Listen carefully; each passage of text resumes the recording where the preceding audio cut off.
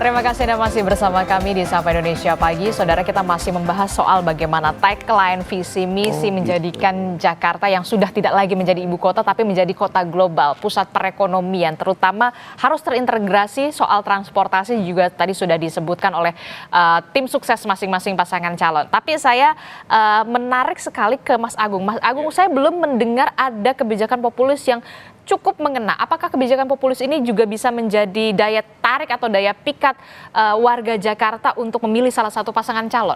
Iya, sebelum ke sana Mbak Adisti, saya tadi coba elaborasi ya visi misi semua paslon yang sudah terupload di media gitu. Jadi kalau secara kuantitas saya lihat memang pasangan RK Suswono ini paling tebal nih. Ada 67 halaman kalau tidak salah. Disusul pasangan Pram Rano ada 23 halaman. Nah yang paling singkat tuh Pak Dharma Pongrekun ya, 4 halaman gitu. Nah saya kira saya memang tidak menemukan apa yang menjadi pertanyaan Adisti tadi, program populisnya yang mana gitu. Saya breakdown misalkan soal macet, soal banjir, sama ya, masih normatif gitu. Walaupun pengayaannya cukup detail di Pak RK Suswono misalkan, saya apresiasi karena itu bisa membuka cakrawala berpikir pemilih rasional lebih dalam. Tapi memang masukannya adalah ini harus ada timeline. Semua jubir harus mempersiapkan timeline bagaimana operasionalisasi pelaksanaan masing-masing program-program itu supaya apa? Supaya jelas ujungnya, tidak kemudian ketika nanti mau dieksekusi nggak tahu siapa yang bertanggung jawab. Karena rata-rata gubernur Jakarta ini kan makin kesini makin satu periode ya. Jadi kita susah nagihnya seperti itu. Tiba-tiba apalagi kalau halamannya banyak ya. Iya, nah itu. Nagihnya banyak dong. Nah satu, yang kedua memang saya melihat selain soal timeline, yang kedua operasionalisasinya gitu. Tadi ini arahannya supaya lebih catchy, lebih asik melihat dan mendengarnya. Apa yang paling bisa dijual untuk mengatasi transportasi macet ya, transportasi publik, oke, Jaklingko, integrasi dan seterusnya. Tapi apa nilai tambahnya ketika ada di Mas Pram, ada di Pak RK Suswono, ada di Pak Dharma gitu. Supaya apa? Supaya publik makin mudah lagi gitu. Kebaharuannya apa sih? Ya, gitu Jaklingko, integrasi, apanya nih? Ada yang dimurahin kah? Digratisin kah? Kan kata-kata itu buat saya penting supaya apa? Supaya pemilih-pemilih rasional atau yang belum tertarik untuk memilih semakin tertarik, sehingga masing-masing pasangan ini memang sangat sulit untuk dilewatkan atau untuk dipilih. Mereka akan, ayo gue pilih deh, daripada gue nggak coblos tiga-tiganya atau nggak pakai suara gue, mending gue pilih si A, si B, si C. Supaya apa? Supaya aspirasi gue tersampaikan untuk mengatasi macet dan banjir. Nah banjir pun juga gitu. Banjir apa nih yang mau dibuat menarik dan sehingga memang bisa selesai masalah banjirnya. Bukan lagi soal kayak buat tanggul raksasa, pompa diperbanyak. Itu kan biasa, sudah pernah. Kalau bahasa Bang Ciko tadi kurang konsisten aja nih. Tapi kan pemilih yang Gen Z milenial ini pengen tahu, ada mungkin semacam kartu Jakarta bebas banjir misalnya selain KJP dan kartu Jakarta sehat, dengan menunjukkan itu banjir hilang misalkan, kan begitu-begitu. Ya dirumuskanlah sama jubir dan tim ahlinya. Supaya apa? Jadi ringkasan dari eksekutif summary-nya dari visi misi tadi ada nih, Jakarta apa supaya langsung nempel di langsung ingatan mengena, publik. langsung ada proximity-nya ke warga. Iya betul. Jadi ini loh narasi sederhananya soal banjir. Ini Jakarta bebas banjir dengan apa? Jakarta bebas macet dengan apa? Jakarta. Kalau di pasangan Pram sudah ada tuh Jakarta berseri, Jakarta apa gitu. Tapi belum menukik. Nah, jadi harus ada satu narasi besar setiap program itu, sekedar masukan aja. Jadi jangan kita logika elektoral apalagi di warga Jakarta ini Gen Z kritis, rasional dan juga realistis begitu ya. Ini yang harus tetap mengena program-programnya. Jangan terlalu normatif lah. Jangan terlalu normatif ya. Itu yang kemudian jadi pesan, jangan terlalu normatif. Jadi jangan, ini maksudnya apa sih gitu. Jangan ini maksudnya gimana sih? Nah, kebijakan populis yang kayak misalkan ya Prabowo Gibran kan udah jelas ya, makan siang gratis gitu kan, yang nanti akan diwujudkan 5 tahun mendatang insya Allah ya kan. Nah kalau pasangan Pramono Rano tadi saya baru melihat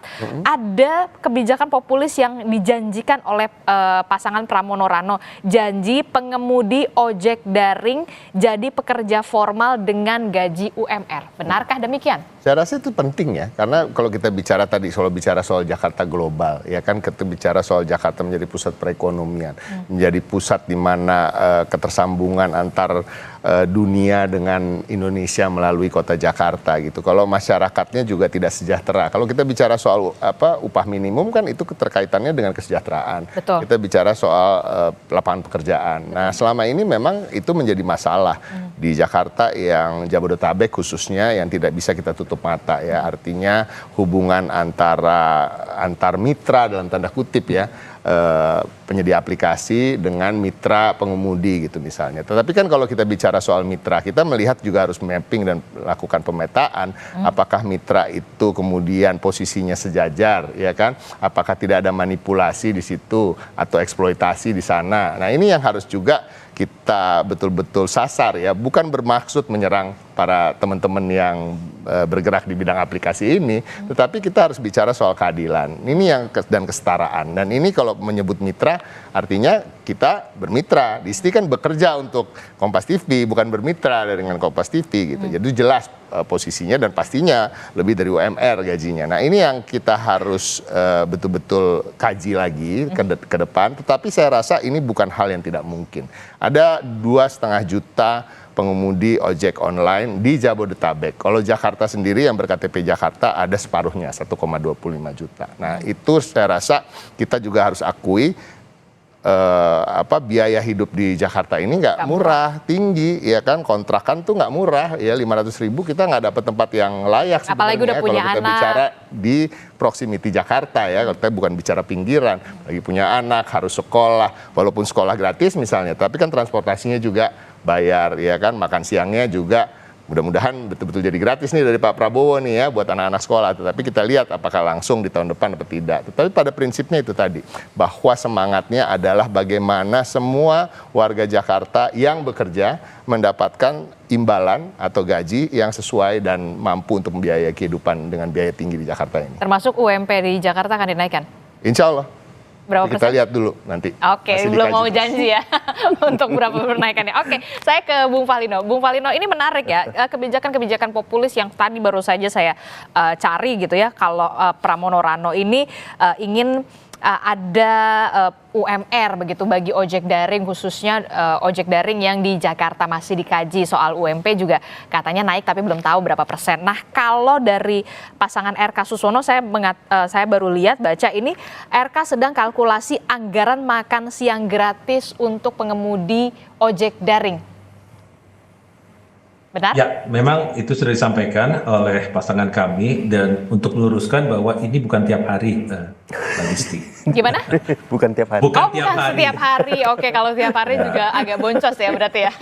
Betul, karena kan ini menyangkut juga jumlah pengemudi ojol yang cukup banyak. Tapi pesannya kami ingin sampaikan adalah bukan soal makan gratisnya, tapi bahwa pasangan Ridwan Kamil dan Suswono ini peduli dengan teman-teman driver dari ojek online dan seterusnya. Kami akan lakukan tentu sesuai dengan anggaran yang tersedia, tapi minimal sekali seminggu setiap Jumat misalnya kita akan melakukan Jumat berkah misalkan. Jumat berkah, betul.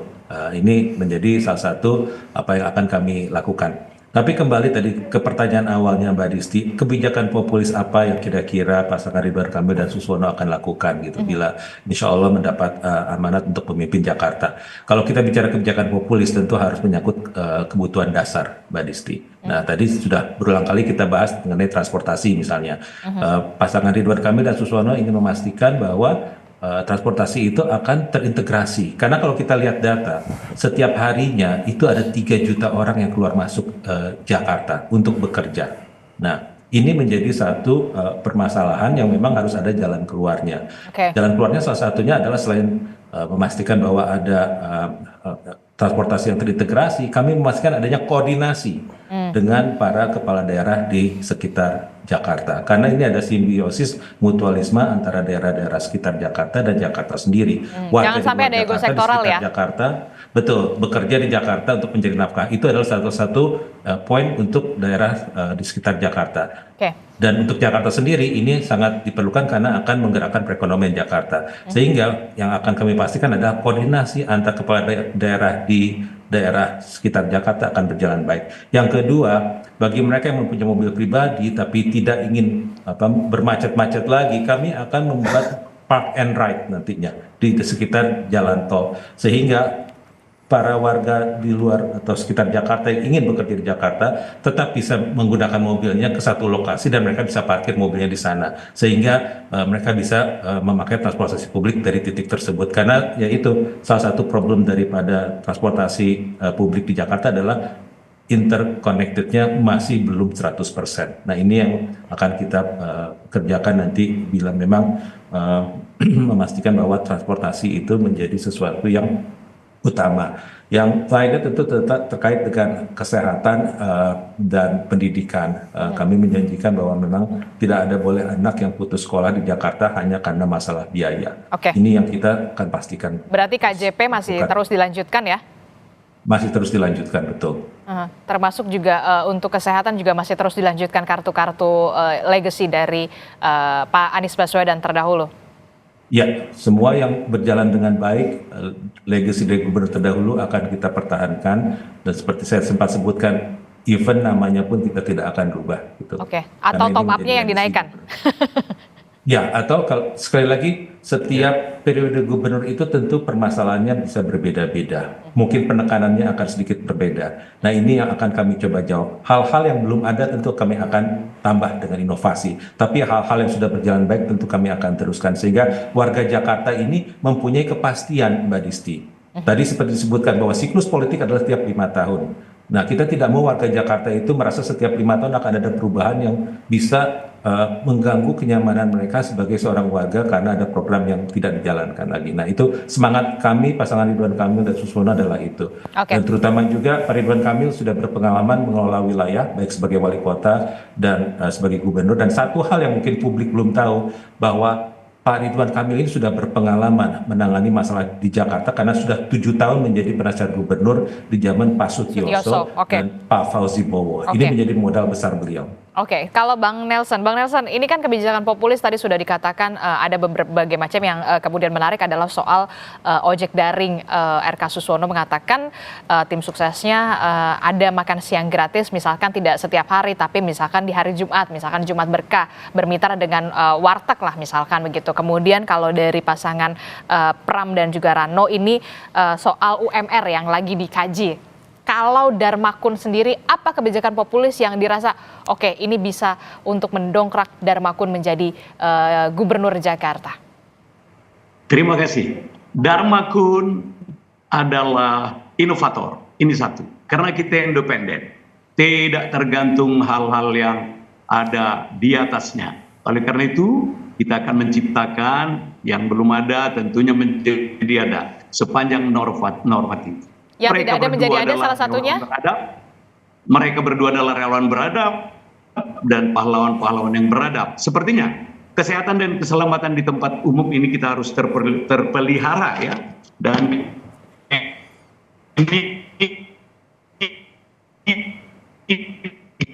Oke, sayang sekali masih. Kita lihat bagaimana naik dan juga tidak ada tadi orang asing mana, karena sebagian kesehatan termasuk pendidikan sudah diberikan secara gratis. Mana penduduk DKI ini harus berbasis kepentingan masyarakat. Oke, kami tangkap sedikit komunikasi kita sedikit bermasalah karena terputus suara dari Bang Nelson, tapi saya sudah menangkap soal bagaimana pendidikan, kesehatan, inovasi yang nantinya akan dilakukan oleh Darmakun begitu ya, soal tagline dan juga visi misi yang tadi sudah disebutkan. Terakhir Mas Agung, soal adu tagline, visi misi, soal kebijakan populis masih relevankah untuk warga Jakarta? Tentu sangat relevan ya, karena kita tahu pemilih rasional ini cukup tinggi jumlahnya di Jakarta, sehingga mau tidak mau seluruh elemen dari kandidat, apakah itu tim sesnya, partainya, ya simpatisannya, relawannya itu mau tidak mau harus kerja lebih keras, kerja lebih cerdas, dan kerja lebih as-as yang lain supaya apa? Kerja keras, kerja cerdas. Ya. Ikhlas dan tuntas gitu, supaya apa? Supaya benar-benar beres Jakartanya, seperti itu. Agar apa? Agar agar ada harapan yang baru dan mereka bisa melihat alternatif dari banyak paslon ini. Saya kira itu penting ya. Tapi ya mesti kreatif, mesti beda, mesti unik gitu. Jangan sampai tadi normatif, akademis penting, tapi kalau di ruang publik kalau bisa lebih lebih smooth, lebih soft, lebih cantik lah gitu, supaya lebih banyak yang tertarik dengan Pilkada Jakarta karena ada kekhawatiran soal partisipasi menimbang ya situasinya beda dengan yang sebelumnya. Begitu kompetitif, kemudian ada arahan juga orang tidak terlalu tertarik karena tidak terlalu terlibat misalkan. Nah ini kerja ekstra buat semua paslon supaya apa? Supaya Jakarta menarik pilkadanya gitu. Dan saya memang berharap ada gebrakan-gebrakan terus. Misalkan semua paslon, saya janji nggak akan maju Pilpres 2029, tanda tangan kontrak politik, kan itu menarik. Itu menarik kan? Wah ini gua nunggu nih misalkan. Atau tanda tangan kontrak politik Jakarta bebas banjir 2027 misalkan. Jadi 2 tahun saya maju, beres banjir, beres macet, minimal ada progres. Misalnya seperti itu. Sehingga pemilih langsung, ini gua banget nih. Yang jelas-jelas aja lah. Pasti. Nah itu kan gebrakan. Tapi kan ini landai terus, kan datar terus. Jadi ya biasa aja gitu. Kita nggak ada hentakannya ke pemilih ini. Jadi jangan cuma hanya lipstik aja ya? Betul, seperti itu. Oke. Itulah yang kemudian dinantikan oleh warga Jakarta, harus ada gebrakan yang pasti, yang jelas-jelas saja. Termasuk juga pasangan RK Suswono jelas sekali mengatakan, Bung RK percaya diri sekali Pilkada Jakarta ini 1 putaran. Benarkah, Bung Fah? Tentu itu harapan kami. Dan saya yakin semua paslon akan berharap yang sama. Oke. Mas Ciko, Apa? soal 1 putaran. Pertanyaannya sama? 1 putaran. Oh, kayaknya hari ini juga udah menang. Tapi kan itu semangatnya harus begitu, spiritnya harus begitu. Artinya kalau sudah memutuskan maju, Mas Pram dan Bang Dul, mereka juga sudah harus yakin bahwa harus bisa memenangkan ini. Tapi intinya gini, kita tidak bicara soal menang-menangkan. Kita bicara soal memenangkan hati warga Jakarta. Kita tidak mengalahkan siapa-siapa di sini. Kita ingin mengalahkan problem-problem yang ada di Jakarta. Kita bukan ingin mengalahkan Pak Ridwan Kamil atau Pak Pongrekun, Dharma, dan lain-lain. Tapi intinya kami ingin mengalahkan segala problematika yang ada di Jakarta ini. Dan yang menang adalah semua warga Jakarta, termasuk Kang RK. Karena kan istrinya baru terpilih jadi anggota DPR RI. Jadi kalau kita menang, istri Kang RK, Mbak Atalia juga menang. Artinya dia akan tinggal di Jakarta yang dipimpin oleh gubernur dan wakil gubernur terbaik yang ada. Oke, baik. Terakhir, Bung Nelson, Darmakun optimistiskah juga sama seperti RK dan juga Pramono yang mengatakan yakin sekali pilkada ini 1 putaran? Baik, 1 putaran. Ini bisa memungkinkan karena jarang gubernur menjadi independen. Dan kita melahirkan anak-anak yang the best antara Dharma Pangrekon dan Pak Kun.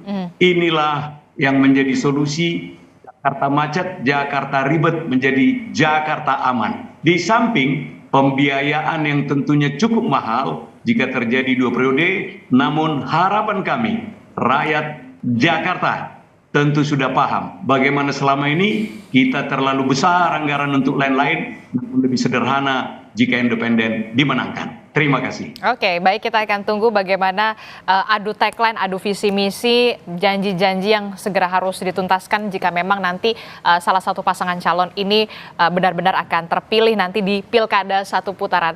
Pastinya janji adalah hutang dan hutang itu harus dilunasi. Terima kasih Mas Ciko, Mas Agung Baskoro, Mas Fah, dan juga Bang Nelson telah bergabung bersama kami. Terima kasih, selamat pagi, Assalamualaikum, sehat selalu Bapak-Bapak. Waalaikumsalam. Salam.